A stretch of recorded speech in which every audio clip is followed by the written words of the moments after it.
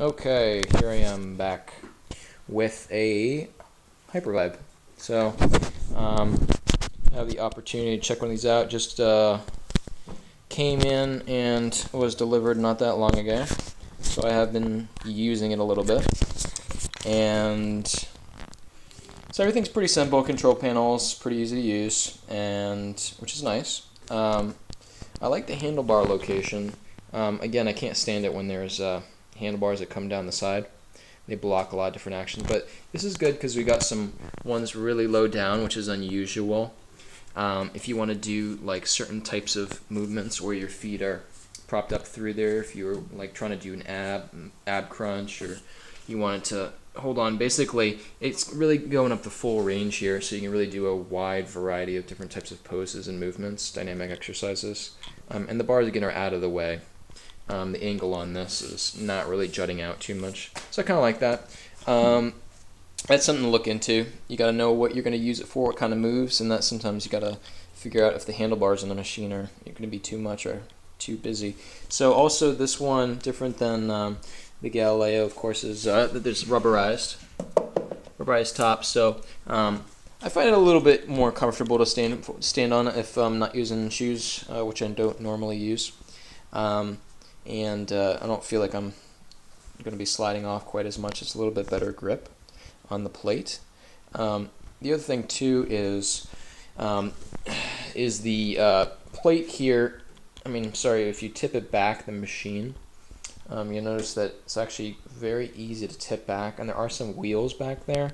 That's something that I like with vibration machines that not too many have. They're sometimes very difficult to move, especially if they're heavier machines. Like this one is. If you have a machine that's going up to, truly proven to go up, I guess, to, higher hertz or whatever, it has to be a heavier machine. So let's turn this on.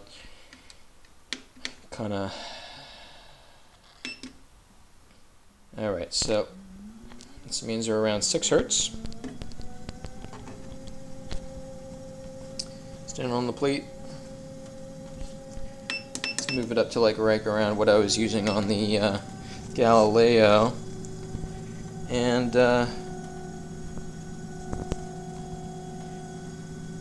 so yeah, I like the comfort of it with having the rubber pad. I'm going to the edge now. This is another thing that I test some machines out, is stand on the very edges, and you can always tell if a machine is trying to stress, and if it's under any stress, the vibration feels very, very disruptive. But it's a good test, and sometimes I even put on my weights and I hold some weights in my hands to add some additional weight, and then I stand on the edge of the plate just to see how the machine performs. We're going to increase speed a little bit here.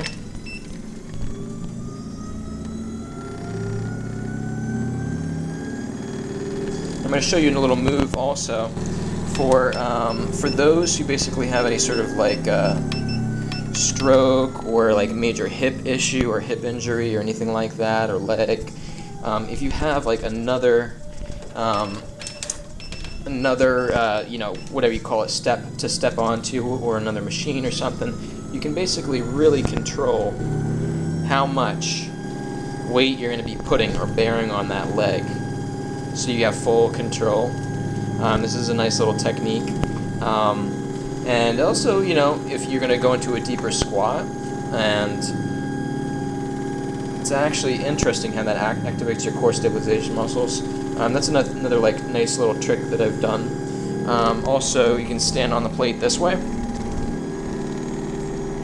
And sometimes this is helpful to stand this way for different sorts of people that have different sorts of balance issues, or a condition that's thrown off their sense of balance. So in general, I hold on to the bars, and I'm having this at a true 18 hertz.